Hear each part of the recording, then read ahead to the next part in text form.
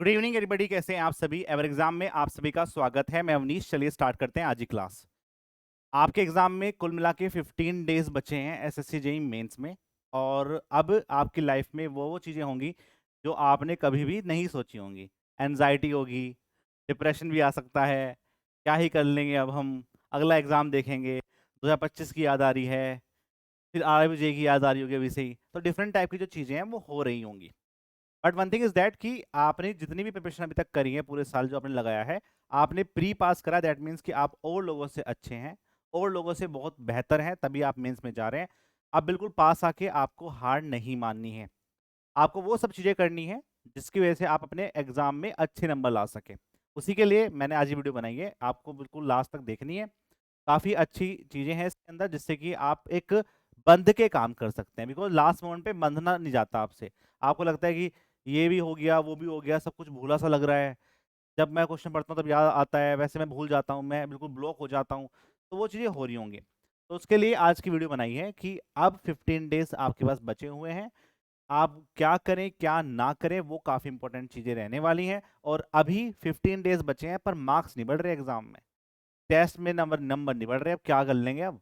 तो वो चीज़ें भी आज की क्लास के अंदर डिस्कस किया जाएगा। सबसे पहले देखो क्या है कि मेन चीज़ वो है कि आपको नहीं पता कि उस दिन क्या होने वाला है। मैंने हर एक बच्चे को ये सजेशन दी है कि सर मेरे नंबर नहीं बढ़ रहे, मेरे नंबर कम आ रहे हैं टेस्ट में। दैट मीन्स कि आप गलतियां ज़्यादा कर रही हैं। और यदि आप गलतियां ज़्यादा कर रहे हैं तो अपने दिमाग में एक चीज़ हमेशा ध्यान रखो, और ये बात लिख लो अपनी वॉल पे कि एग्जाम में 100 क्वेश्चन आएंगे, और जो क्वेश्चन मेरा यहाँ पे गलत हो गया यदि वो एग्जाम में आया तो वो गलत नहीं होना चाहिए। और उस 100 क्वेश्चन के अंदर ही वो क्वेश्चन आ गया तो दैट मीन्स कि मैं सिलेक्शन ले लूंगा। मुझे कोई मतलब नहीं पहले मुझे आता था क्या नहीं आता था। इस चीज को लेकर यदि आप प्रिपरेशन कर रहे हैं तो दैट मीन्स कि आप बहुत बेहतर तरीके से एग्जाम में करके जाएंगे और मोटिवेट रहेंगे। अब बचे हुए दिन में क्या करना है, देखो हर आदमी की अपनी अपनी स्ट्रैटेजी है। यदि आपको उससे आउटपुट मिल रहा है, आप उससे पूरे दिन में अच्छे से अपनी पढ़ाई कर पा रहे हैं, तो उसी को रखें। किसी की नई नई स्ट्रैटेजी पे काम ना करें। उन बच्चों के लिए है जो लास्ट मोमेंट पे थोड़ा सा अकेला फील कर रहे हैं, या वो बच्चे हैं जिनको आप बंधा नहीं जा रहा, 2 घंटे पढ़ते हैं फिर 3 घंटे शोर देखते हैं, या फिर थोड़ी देर व्हाट्सएप पे बग बग कर ली, ठीक है, या किसी मास्टर की खिंचाई कर ली, ये सब काम कर रहे हैं, तो उनको बंधना पड़ेगा लास्ट मोमेंट पे। तो उनके लिए ये वीडियो है। उनके लिए कुछ मैंने एक प्लान बनाया है। यदि आप इसको बिल्कुल अच्छे से करेंगे तो आपकी जो चीज़ें हैं वो बेहतर हो सकती है। तो वो देखो क्या है, वो देखो ध्यान से क्या है। देखो मैंने क्या किया, मैंने आपको कुल मिला के एक प्लान बना के दिया है 15 डेज का। यदि आप इसको प्रॉपर वे में फुलफिल करेंगे तो चीजें आपकी आसान हो जाए। इसको समझने के लिए पहले आपको मेरे जो रूल्स हैं वो समझने पड़ेंगे। रूल क्या बोलता है, ये अवनीश बाबा के रूल है, ठीक है, ध्यान से सुनना। ये रूल्स क्या बोलते हैं, रूल्स ये बोलते हैं कि अभी आप पूरे पूरे सिलेबस का रिवीजन एक दिन में नहीं कर सकते, पॉसिबल ही नहीं है वो, ठीक है। या फिर आप बीएमसी लेके बैठे हुए हो तो आप पूरा दिन बीएमसी में निकाल दे रहे हो, या आप आरसीसी लेके बैठे हो तो आप पूरा दिन आरसीसी में निकाल दे रहे हो। तो उससे ना तो आपकी एफिशिएंसी आ रही होगी और आपको लग रहा होगा कि पेपर पास आ रहा है, मैं कैसे रिवीजन कर रहा हूँ, मैं रिवीजन ही नहीं हो पा रहा। तो रिवीजन के कुछ तरीके होते हैं जिससे कि आप बिल्कुल भी ऐसा ना हो कि बहुत सारा टाइम भी लग रहा है आपको, या आप डिमोटिवेट ही हो रहे हो कि आप बीएमसी बीएमसी पढ़ के बिल्कुल भी मजा ही नहीं आ रहा उसको पढ़ने में। तो उसके लिए कुछ प्लान है। जैसे कि मैं आपको एक सिंपल एग्जाम्पल की फॉर्म में समझाता हूँ कि मान लो कि आप बीएमसी पढ़ रहे हैं, तो आपने क्या करा है, आपने अपने शॉर्ट नोट्स बनाए होंगे। जिन्होंने नहीं बनाए हैं वो अपनी कुछ ना कुछ को रिकमेंडेड कर सकते हैं। जैसे कि आप अपने जो भी मार्केट में बुक आती है उससे आप रिवाइज कर रहे हो, कहीं से भी आप रिवाइज कर रहे हो, वो आप रखिए। तो कुल मिला के आपके पास कुछ ना कुछ मटेरियल होगा शॉर्ट फॉर्म में, जिससे कि आप अपने 2 घंटे के अंदर बीएमसी को पूरा रिवाइज कर सकें। तो 2 घंटे में आपने अपने बीएमसी को रिवाइज किया। रिवाइज करने के बाद तुरंत ही इसके सब्जेक्ट वाइज टेस्ट दीजिए। सब्जेक्ट वाइज टेस्ट दीजिए इसी का, बीएमसी का। अब आप बोलोगे सर ये क्या बोल रहे हो आप, मैं बिल्कुल सही बोल रहा हूँ। आपको सब्जेक्ट वाइज टेस्ट देने हैं। हमारे आपके ऐप में भी क्विज की फॉर्म में मिल जाएंगे आपको फ्री में। आप किसी और प्लेटफॉर्म से दे रहे हैं वहां से दे सकते हैं, हमारे यहाँ से भी आपको सब्जेक्ट वाइज टेस्ट मिल जाएंगे। उससे क्या फायदा होगा, आप जब पूरे पूरे सिलेबस का रिवीजन करते हैं तो इतना डेप्थ में नहीं जा पाते। लेकिन यदि आप एक सब्जेक्ट को करेंगे 2 घंटे में और उसके टेस्ट लगा देंगे पूरा पूरा कि भाई मैंने एक 100 क्वेश्चन का एक टेस्ट लगा दिया जितने मेरे पास थे उस वाले टॉपिक को लेके, और मैंने उस टेस्ट को देने के बाद मुझे समझ में आ गया कि मेरी क्या गलती हो रही है। और यदि अभी अभी भी आपकी कुछ मिस्टेक हो रही है तो उन मिस्टेक को मैंने अपने इन शॉर्ट नोट्स के अंदर उनको फिल कर दिया, छोटा छोटा मैंने क्या कर दिया, लिख दिया उनको। तो उससे क्या हो गया कि जो मेरे गलतियां हो रही थी जिन पे मेरा ध्यान नहीं था वो सारा ध्यान मेरे पास चला गया। इस तरह से आपको करना है। तो कुल मिला के आपको 2 सब्जेक्ट करने हैं ऐसे, एक बीएमसी कर लिया आपने, फिर आपने आरसीसी कर लिया। तो ऐसे क्या करोगे, 2 घंटे में आप टेस्ट, 2 घंटे में आप उसको शॉर्ट नोट रिवीजन करोगे और 1 घंटे में उसका सर्टिफाइड टेस्ट दोगे और 1 घंटे में उसको लिख लोगे। भाई देखो 10-12 घंटे के तो आपको तैयारी करनी पड़ेगी, क्योंकि अब लास्ट टाइम बच रहा है तो आपको ज़्यादा टाइम देना पड़ेगा। और आपका पेपर उस टाइम पे आया है जिस टाइम पे आपके पास क्या हो रहा है, फेस्टिवल आ रहे हैं, तो उसमें आपके 3-4 दिन तो वैसे ही खराब हो जाने हैं। तो इसलिए मैं आपसे बोलूंगा कि आप इस तरह से काम करिए, करेंगे। फिर आपको क्या करना है, अब आपको लग रहा है कि सर यहाँ तो सिर्फ 2 सब्जेक्ट हुए हैं, जो बच्चे हैं उनका क्या, उनको हम भूल सकते हैं। तो उनके लिए क्या है, उनके लिए आप अभी डेली एक फुल लेंथ टेस्ट दीजिए। ये बिना सोचे कि मेरे मेरे से क्या आ रहा है क्या नहीं आ रहा है, वो हमें नहीं सोचना। हमें एक फुल लेंथ टेस्ट देना जिससे कि हम सारे सब्जेक्ट में एक बार निकल जाएं, कि मान लो उस टॉपिक से क्वेश्चन आया किसी और टॉपिक से, तो हमें याद रहे कि आया हुआ था क्या। ठीक है, तो इस तरह से आप अपने टेस्ट को दीजिए और ये कोशिश करिए कि जो मुझे आता है ना मैं उस पर ज्यादा मारूं, तुक्के में कम मारूं। आप अभी घर बैठ के इस बात पे पूरी पूरी आरएनडी कर सकते हैं। यदि मैं तुक्के नहीं मारूंगा तो मेरी कितनी एफिशिएंसी आ रही है, कितना मेरा परसेंटाइल बढ़ रहा है और मैं कैसे कर सकता हूँ। ये उस एग्जाम में वहां बैठ के मारोगे तो वहां पे गलत ही हो सकता है, बिकॉज आपने उसकी प्रैक्टिस नहीं कर रखी है। क्लियर है, तो उससे आप एक बार फुल लेंथ टेस्ट दे देंगे। तो यही मैंने आपको पूरा प्लान बनाया, देखो आप ध्यान से। सॉइल और आरसीसी आज ही करना है, अभी ये वीडियो मैं रिकॉर्ड कर रहा हूं पर आज ही करके सोना है। आपका जो टाइमिंग है वो एक दिन बढ़ सकता है, कोई दिक्कत नहीं। मैंने आपको लास्ट में कुछ ना कुछ रिवीजन के टॉपिक भी दिए हैं, उस पर आप कर सकते हैं। तो आपने क्या किया, पहले आपने सोइल किया और आरसीसी किया। ठीक है, सोइल के शॉर्ट नोट्स पढ़े, उसका सब्जेक्ट वाइज टेस्ट दे दिया।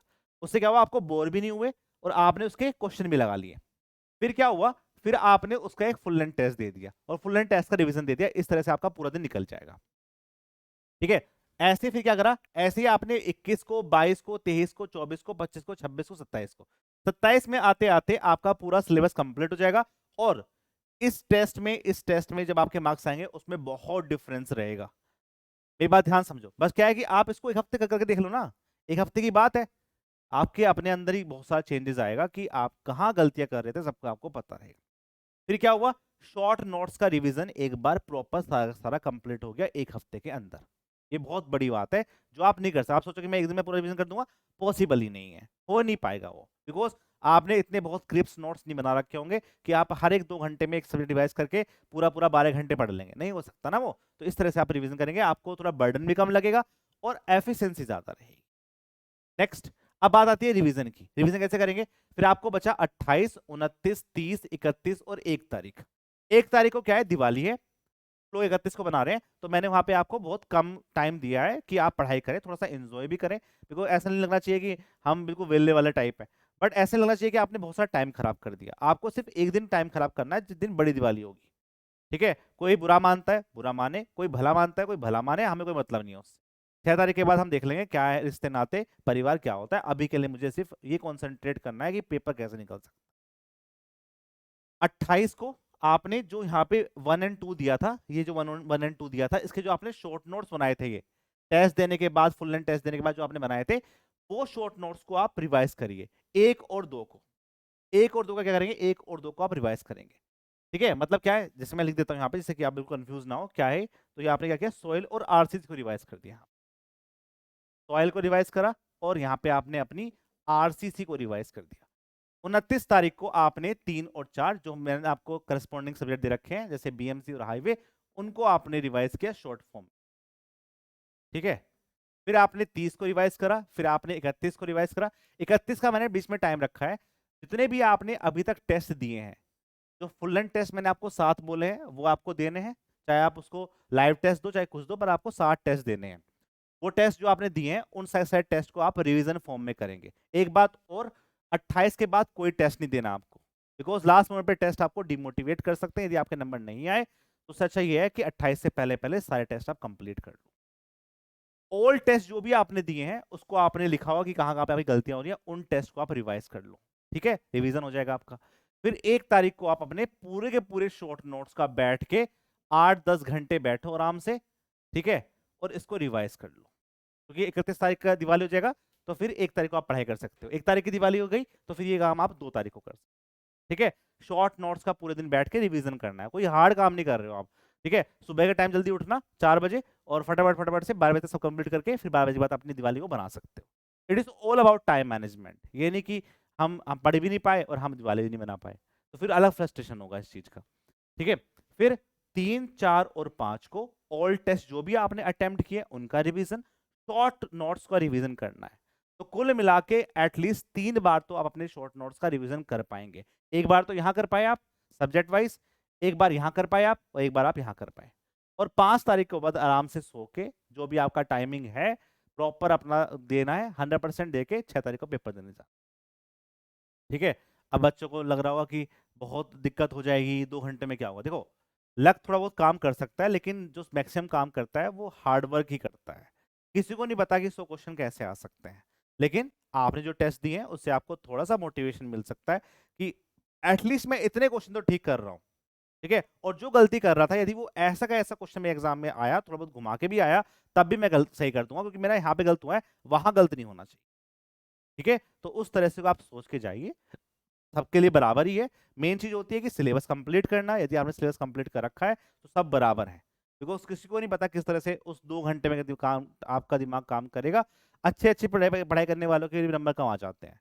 ठीक है, और जो आप बिल्कुल अच्छे सिलेबस कंप्लीट करके गए उनके नंबर भी अच्छे आ जाते हैं। तो ये it is all depend on this कि आप कैसे उस 2 घंटे में काम करते हैं। तो आप एक पॉजिटिव माइंडसेट के साथ काम करिए और कम से कम 3 से 4 बार अपने शॉर्ट नोट्स का रिवीजन करके जाएंगे, बिकॉज छोटे छोटे ऐसे क्वेश्चन आ जाते हैं जो आपको सिर्फ फॉर्मूला लगाना है उसमें, और आपको याद ही नहीं आ रहा बिकॉज आप रिवीजन नहीं कर पाए उसका।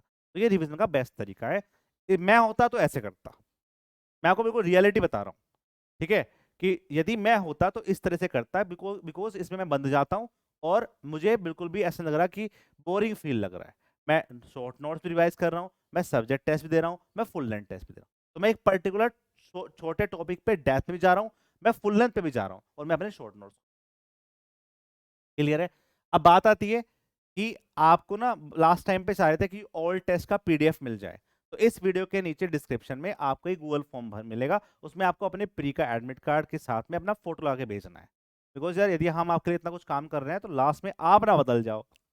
वैसे कोई बदलता तो है नहीं, लेकिन फिर भी हमारे पास एक डाटा रहता है बच्चों का कि कितने बच्चों ने हमारे साथ प्रिपरेशन करी है, तो उसका हम बेस्ट तरीके से बाद में भी यूज कर सकते हैं।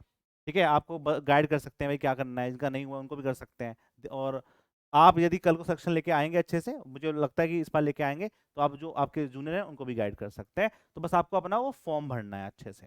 ठीक है, फिर आपको क्या मिलेगा, आपको अपने ऐप में एक अलग से कोर्स मिल जाएगा, फ्री कोर्स, उसमें सारी पीडीएफ मिल जाएंगे सारे टेस्ट की। क्लिक करेंगे तो उससे आपका टाइम बच जाएगा, एक क्वेश्चन पे आपको जाना नहीं पड़ेगा। फ्री क्विज आप कर सकते हो, मैंने आपको सब्जेक्ट वाइज बोली है, चाहे आप कोई भी प्लेटफॉर्म से कर रहे हो सब्जेक्ट वाइज करिए। और साथ में आप क्या कर सकते हैं, ईएससी के जो पीवाईक्यू थे 1 लाइन वाले, वो हमने क्विज की फॉर्म में डाल रखे हैं आपके वेबसाइट पे भी, ऐप पे भी। आपको पता नहीं होगी ये बात, लेकिन सब्जेक्ट वाइज बहुत सारे डले हुए हैं, 20, 30 क्वेश्चन, 40 क्वेश्चन डले हुए हैं। उनको आप जाके करेंगे तो आपको थोड़ा अच्छे से समझ में आएगा कि कहाँ पे आप गलती कर रहे हैं। जो गलती कर रहे होंगे उनको आप यहाँ पे लिख लेना अपने जो नोट्स हैं। तीसरा है टेस्ट मार्क्स। अब टेस्ट मार्क्स में आपके नंबर नहीं आ रहे, ठीक है, टेस्ट मार्क्स को आप देख के बड़े परेशान हो रहे हैं कि 290 तक मार दिए। देखो बेटा, पिछली बार 247 हाईएस्ट गया था। ठीक है, और यदि आप टेस्ट सीरीज की बात करेंगे तो लोग यहां भी मार रहे थे, 270 मार रहे थे, 280 मार रहे थे, 290 मार रहे थे। ऐसा क्या हुआ पेपर में कि नहीं हो पाया? बिकॉज क्वेश्चन ऐसा तो एज इट इज नहीं आएगा। जो बच्चों ने बहुत ज्यादा रिवीजन कर रखा है, ईएससी पीवाईक्यू या ऐसे या ईएई के पीवाईक्यू बहुत ज्यादा लगा रखे हैं, वो तुरंत देखते क्वेश्चन को मारते हैं। बट मेन चीज होती है कि आपने जो कॉन्सेप्ट है उसको सीखा। यदि आपने अपने कॉन्सेप्ट पे अच्छे से कमांड बना दिया तो आपके नंबर अच्छे आएंगे। ठीक है, तो ये नंबर क्यों अच्छे, ऐसा नहीं कि पेपर बहुत हार्ड आया था, सही पेपर आया था तब भी बच्चे बहुत ज्यादा नंबर नहीं ला पाए जैसे टेस्ट में ला रहे हैं। तो दैट मीन्स कि वहां जाके सबकी हवा खराब हो सकती है यदि आपने अपने कॉन्सेप्ट पे काम ना करके सिर्फ रट्टे बजाने की कोशिश करी है तो। ठीक है, तो इसलिए थोड़ा आराम, कोई बात दिक्कत नहीं, आपके नंबर कम आ रहे हैं, आपको लग रहा है कि हाँ तो वो कितने आ जाएंगे, बट आप एक पॉजिटिव माइंडसेट के साथ काम करेंगे, नहीं मैंने अपने कॉन्सेप्ट पे काम करा है, क्वेश्चन आएगा तो मैं कर दूंगा। बिकॉज एसएससी ऐसे क्वेश्चन तो नहीं पूछता कि बिल्कुल ही अजीब व गरीब पूछ लेगा या फिर पीवाई को उठा के दे देगा, नहीं होता ऐसा। ठीक है, ऑब्जेक्टिव में तो बिल्कुल नहीं होता ऐसा, क्योंकि ऑब्जेक्टिव में बहुत सारे क्वेश्चन बनाने के लिए। ठीक है, तो यदि आपने अच्छे से काम कर रखा है कॉन्सेप्ट पे तो नंबर आपके अच्छे आ जाएंगे। तो आप अच्छे से करिए, और साथ साथ में मैं आपको बीच में कुछ वीडियोस बनानी है मुझे, जैसे कि टेबल की फॉर्मेट में। बच्चे बोल रहे हैं कि सभी क्लास क्यों नहीं हुई या फिर बीएमसी क्लास क्यों नहीं हुई, बिकॉज बच्चों मैंने आपको सब कुछ दे रखा है आपके एप्लीकेशन पे। ठीक है, आपको बस सिर्फ वो रिवीजन करना है। मैं क्लास ले दूंगा यहाँ से, आप डिस्ट्रैक्ट हो जाओगे, यूट्यूब खोल के बैठ जाओगे, 3-4 घंटे में खराब कर दोगे। ये टाइम वो है जो आपको अपनी सेल्फ प्रैक्टिस ज्यादा करनी है, ठीक है, और सेल्फ स्टडी ज्यादा करनी है। जो भी आपके पास कंटेंट है उसको मल्टीपल रिवीजन करना है, यही सक्सेस की है लास्ट मोमेंट पे। यदि आप वीडियो देखने में स्टार्ट कर दोगे तो उससे आपका टाइम ही खराब होना है। फिर भी कुछ ऐसी टेबल्स, कुछ ऐसा कंटेंट जो लास्ट मोमेंट पे आपको याद होना चाहिए एग्जाम से पहले, वो मैं रोज रोज आपको लेते आते रहेंगे। और साथ में मैं आपको टेलीग्राम पे भी बात करता रहूंगा, जिससे कि आपको थोड़ा सा साथ में बना बना रहे। मैं आपसे 10 मिनट बात कर लूंगा तो आप पूरे दिन अच्छे से काम कर सकते हैं, तो मैं 10 मिनट दे दूंगा, आपको कोई दिक्कत नहीं है, ठीक है, तो वो हम काम कर लेंगे। तो ये सब बात आपको बता दिए।